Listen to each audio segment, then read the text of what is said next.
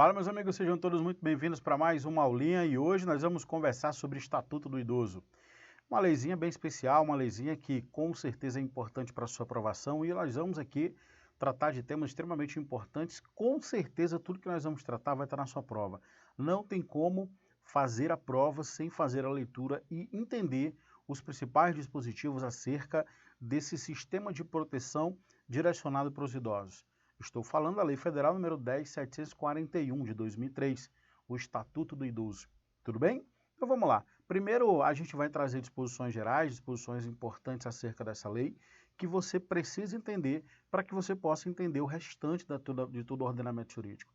Então você só consegue entender a partir da visão panorâmica. Então não tem como você entender toda a lei sem observar a visão panorâmica, que é o que nós vamos fazer a partir de agora. Nós vamos ter uma visão do Estatuto do Idoso chamada de macrovisão. Então é como se nós estivéssemos observando o Estatuto do Idoso de longe, observando o que a lei vai tratar, observando o que a lei vai dispor, tá? Veja comigo aqui, pessoal. Nós temos aqui, como eu falei para vocês, a Lei 10.741 de 2003, uma lei relativamente nova, tá? Essa lei dispõe sobre a proteção, olha só, a proteção e, claro, os direitos fundamentais de quem? Dos idosos. Então é importante que você entenda que é um sistema de proteção direcionado para um grupo de pessoas determinadas, tá? Proteção e a garantia dos direitos fundamentais, isso mesmo, aqueles direitos fundamentais que a gente encontra na própria Constituição Federal, aqueles direitos fundamentais que limitam o poder do Estado e que direcionam essa liberdade para os idosos, que não pode ser objeto de violação. O que mais? Das pessoas idosas que compreendem, né? Por exemplo, o direito à vida, o direito à liberdade, o direito ao respeito, o direito à dignidade, o direito à saúde, educação, à previdência, trabalho, a assistência social, que nós vamos ver desdobramentos sobre esses temas no decorrer das nossas aulas, dentre outros, bem como as medidas de proteção a esses usuários, acesso à justiça e etc. Veja que eu citei vários direitos fundamentais que serão protegidos pelo Estatuto do Idoso, bem como as medidas que são utilizadas pelo poder público para proteger os idosos, bem como acesso à justiça, bem como outros direitos que nós vamos estudar no decorrer do nosso curso aqui, no decorrer das nossas aulas de Estatuto do Idoso, ok? Vamos lá. É importante, como eu falei para vocês, termos uma visão genérica, uma visão macro. O Estatuto do Idoso é composto por 7 títulos que vão desde os direitos fundamentais até os crimes praticados contra a pessoa idosa. Isso mesmo, pessoal. Desde os direitos fundamentais, que eu julgo, reputo, matéria extremamente importante para a sua prova, tá? E, claro, até os crimes praticados. Isso mesmo, nós temos dispositivos penais dentro dessa lei federal. Crimes que são praticados dentro da seara dos interesses dos idosos, ok? E também nós vamos trabalhar esses crimes que são direcionados para sujeitos passivos chamados de idosos. Esses títulos, pessoal, são os assuntos maiores que se subdividem em capítulos, subtópicos dentre os títulos. Por sua vez, os capítulos se dividem em artigos, totalizando 118 artigos ao longo dessa legislação. Então, é uma lei que não é tão grande, mas também não é tão pequena. É uma lei relativamente, né, digamos que grande. É uma lei mediana e que vai trazer desde os direitos fundamentais até os crimes que são praticados em desfavor desse grupo idosos, tá bom? Trazendo aqui à tona a subdivisão do Estatuto do Idoso, nós temos 7 títulos, capítulos que vão variar de acordo com cada título e, claro, resultando em 118 artigos. Começo aqui pelas disposições preliminares do Estatuto do Idoso. Claro, pessoal, não poderia ser diferente. O artigo 1º começa a falar sobre o direcionamento para essas normas que nós vamos, a partir de agora, estudar. Como assim, professor? Para quem são direcionadas as regras aqui previstas no Estatuto do Idoso? Quem são os destinatários dessa norma? Tudo bem que todas as normas são marcadas pela característica de serem leis gerais, abstratas e impessoais, mas nesse caso aqui, ainda mantendo a sua questão impessoal, eu posso dizer que o Estatuto do Idoso vai ser direcionada para os idosos. Claro que é importante definirmos quem são os idosos, porque, caso contrário, eu não tenho condições de aplicar adequadamente esse ato normativo. Veja, o artigo 1º do Estatuto do Idoso, ele vai definir para a gente quem são os idosos, para fins de aplicabilidade dessa norma. mas muito cuidado com isso. É exatamente nesse ponto de definição sobre a aplicabilidade do Estatuto do Idoso, bem como outros direitos, que existem questões que induzem muitos candidatos a erro. Por exemplo, quando a gente for falar de um dos direitos importantíssimos, que é o direito à assistência social do idoso, que não detém a subsistência e tampouco a sua família, aquele idoso que tem direito a um salário mínimo pago pela assistência social através da atividade de seguridade social, tá? Lá nós vamos ver que vai ser direcionado para aqueles idosos a partir de 65 anos. Isso não quer dizer que idoso somente vai ser pessoa a partir de 65, porque o artigo 1º ele diz que idoso vai ser aquela pessoa com idade igual ou superior a 60 anos. Está vendo o conflito que pode acontecer na sua prova? Pois é. Então, para fins de Estatuto de Idoso, considera-se idoso, ou seja, destinatário da norma Estatuto de Idoso, pessoas com igual, né, ou superior a 60 anos de idade. Agora, se a questão versar sobre benefícios de assistência social para o idoso, aí sim, nós vamos marcar 65. Veja que o artigo 1º define para a gente quem são os destinatários. Das normas previstas no Estatuto do Idoso. É instituído o Estatuto do Idoso destinado a regular os direitos assegurados às pessoas com idade igual ou superior a 60 anos de idade. Então, idoso vai ser pessoa com idade igual ou superior a 60 anos de idade. Veja que aqui eu estou diante de um perfil eminentemente biológico. Então, aqui nós temos os destinatários das normas previstas aqui no Estatuto do Idoso. A partir daí, é importante, como eu falei para vocês, definirmos isso. Ó. Não confunda essa informação com a idade mínima para concessão, por exemplo, do benefício de prestação continuada. Nós vamos ver isso aqui mais na frente, é o famoso BPC-LOAS, tá? Que vai ser de 65 anos de idade. Com isso mesmo, a banca vai misturar todas as informações para induzir você ao erro. Muita atenção com isso, tá? Então, para a nossa prova, quem são os destinatários das regras previstas no Estatuto do Idoso? O idoso. Quem é idoso? Pessoa a partir, né, que tem idade igual ou superior a 60 anos de idade.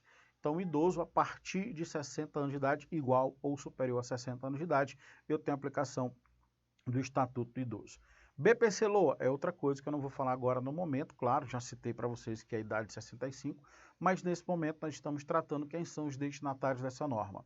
E aí você já sabe, destinatários dessa norma são os idosos. Idosos, pessoa 60 anos em diante, são titulares dos direitos albergados dentro desse ato normativo. Dito isso, vamos lá para o artigo 2º. O artigo 2º ele começa a falar dos direitos fundamentais inerentes à pessoa humana, em especial do idoso.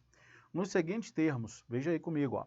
O idoso goza dos direitos fundamentais inerentes à pessoa humana, sem prejuízo à proteção integral de que trata essa lei, assegurando-se-lhes por lei e outros meios, todas as oportunidades e facilidades para a preservação de sua saúde física e mental e seu aperfeiçoamento moral, intelectual, espiritual e social em condições de liberdade e dignidade. Veja que nós temos um artigo 2º que é cheio de situações que poderão vir na nossa prova. Lembrar que os direitos fundamentais eles também são oponíveis aos idosos, óbvio, tá? E que nós temos aqui também o princípio da proteção integral dentro do caput do artigo 2. Quando eu falo em princípio da proteção integral, eu estou falando de proteção que o Estado deve promover, proporcionar para os idosos, desde a saúde física, até mesmo a saúde mental, até mesmo o aperfeiçoamento moral, intelectual, espiritual e social. Lindo para cá na sua prova. Isso, essa proteção que alberga todos os setores, tá, de interesse dos idosos, eu vou chamar de princípio de proteção integral. A proteção do idoso não se dá somente para o aspecto moral, para o aspecto intelectual.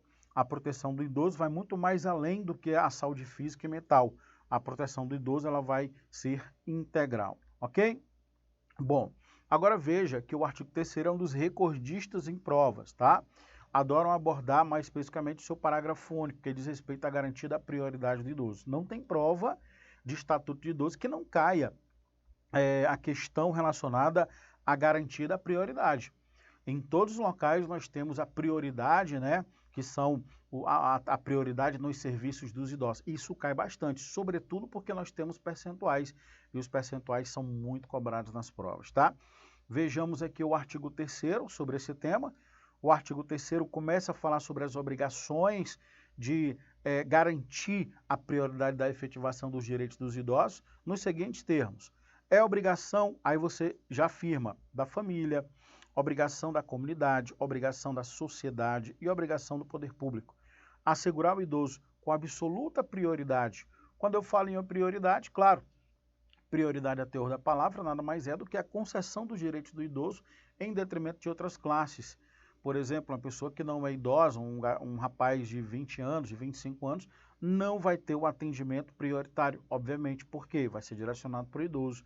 Idoso, 65 anos, né? Aliás, 60 anos igual ou superior a 60 anos, já vimos definição dos destinatários dessa norma. E com absoluta prioridade, veja que não é só o poder público que tem que concretizar os direitos dos idosos. Nós temos aqui o que chamamos de responsabilidade solidária, na medida em que pode ser exigido a concretização com absoluta prioridade dos direitos do idoso, a família, a sociedade, a comunidade e, sobretudo, o poder público, através das suas autoridades legalmente constituídas. Leia-se o Ministério Público, os delegados de polícia, a figura da autoridade policial, o próprio Poder Judiciário, a Defensoria Pública, são autoridades constituídas pelo Poder Público que têm um condão, né, por desígnio da Constituição, de proteger os idosos. Nós vamos ver todo esse âmbito de proteção. E aqui, pessoal, vocês observam comigo que nós temos família, comunidade, sociedade, poder público em o que chamamos de obrigação solidária. Aqui nós temos uma obrigação de todos, uma responsabilidade solidária. Uma responsabilidade solidária.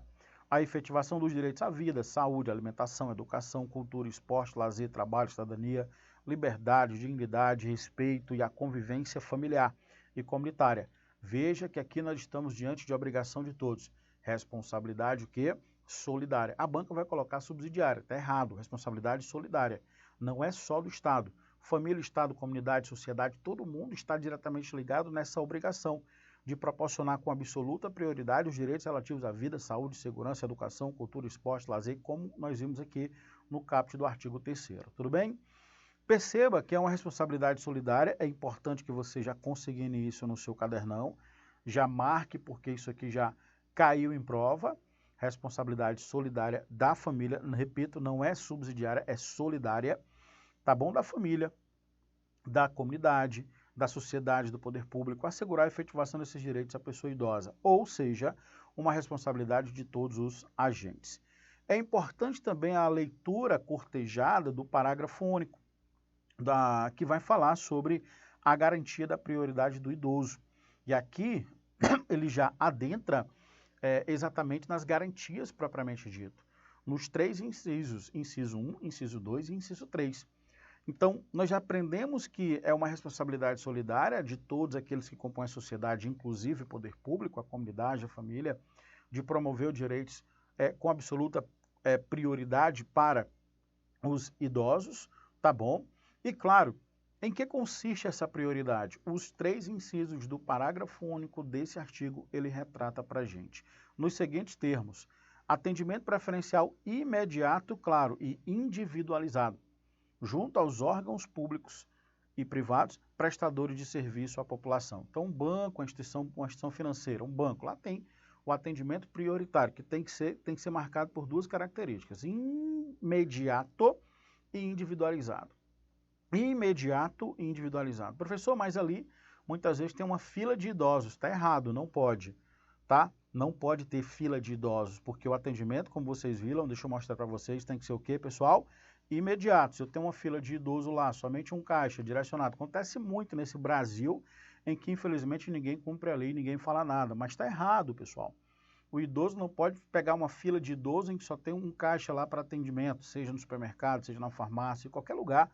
Qualquer local, órgão público ou privado de prestação de serviço à população tem que ser garantido a preferência do atendimento imediato. Imediato quer dizer imediatamente, logo ali, momento em que ele vai fazer o pagamento por aquele serviço, por exemplo. Nada de pegar fila. Então, preferencialmente, imediato e o quê? Individualizado. Está aí a primeira prioridade que a gente encontra aqui no inciso 1. No inciso 2, nós temos a preferência na formulação e na execução das políticas sociais públicas específicas, ou seja, o poder público tem que ter a preocupação, o poder público, ao formular e executar suas políticas sociais direcionadas para os idosos, tem que dar preferência para eles. Então, até mesmo nós vamos ver a destinação privilegiada dos recursos públicos para os idosos também andam junto com as políticas públicas e a sua execução. Não adianta simplesmente formular a política sem a sua efetividade. É necessário que exista a efetividade. E a efetividade se dá exatamente quando eu tenho essa preferência na formulação, tá? Então veja aí comigo, ó. Preferência na formulação, na execução das políticas sociais públicas específicas. E o inciso 3 fala sobre a destinação privilegiada dos recursos públicos nas áreas relacionadas com a proteção do idoso. Quer dizer o quê? Que os gestores têm que direcionar recursos públicos para a concretização da efetiva proteção dos idosos, ok? Como a criação de delegacias especializadas, criação de juizados, criação de varas especializadas para a proteção do idoso, criação de órgãos interna, corporis, por exemplo, na defensoria, no Ministério Público, enfim, o Estado vai ter que direcionar recursos, tá, com prioridade para as áreas direcionadas na proteção do idoso.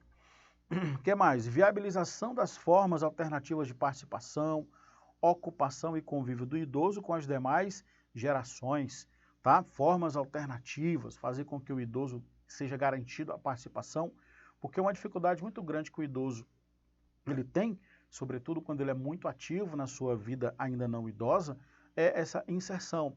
E claro, a viabilização dessas formas alternativas de integração com a sociedade, tá?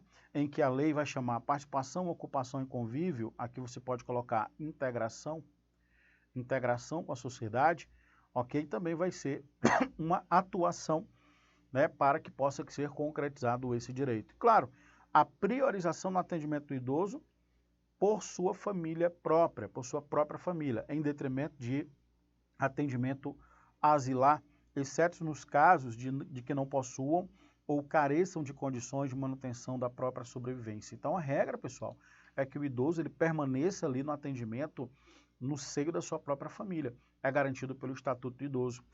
O atendimento asilar, colocação em casas de internação prolongada, asilos ou similares ou congêneres, tá? Constitui exatamente uma exceção à regra.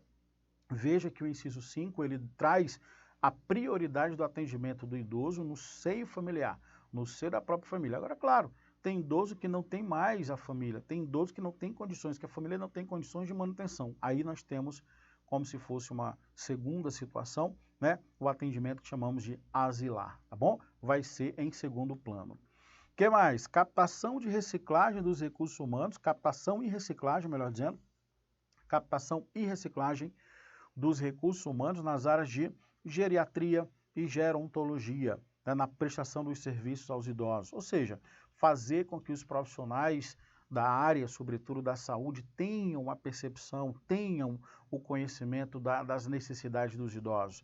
Conheçam efetivamente o seu caráter de pessoa ali que está em situação que necessita de cuidados especializados, né? Então, essa capacitação de entender a necessidade dos idosos, bem como a sua reciclagem desses profissionais, deve ser também prioridade das instituições para fins de concretização dos direitos previstos no Estatuto. O que mais? Estabelecimento de mecanismos que favoreçam a divulgação das informações de caráter educativo sobre os aspectos biopsicossociais do envelhecimento, fazer com que a sociedade entenda que o envelhecimento vai ser algo natural, porém algo que deve ser, né, digamos que combatido, né, a péssimo envelhecimento, expectativas de vida, combatido com práticas de educação, fazendo com que a sociedade conheça e divulgue as informações de caráter educativo sobre a ideia biosocial, né, de envelhecimento. Conhecer as fases, entender as necessidades, para que não haja discriminação, para que não haja usurpação dos direitos, enfim. E claro, mais 2 incisos, garantia de acesso à rede de serviço de saúde, tá, e de assistência social local, por exemplo, no município, tá? as unidades básicas de saúde, os CRAs, né, também, os centros de referência, também devem ser acessíveis, tá bom? Para os idosos. E a prioridade do recebimento da restituição do imposto de renda. Quando eu falo em restituição, eu estou falando das deduções. Quando você paga o imposto de renda, que ele é retido na fonte, aí a Receita tem um dever de fazer essas restituições, os idosos têm prioridade no recebimento desses lotes de restituição do imposto de renda. Tudo bem, pessoal? Legal? Então me despeço por aqui enquanto você no nosso próximo bloco. Forte abraço, volto já. Valeu!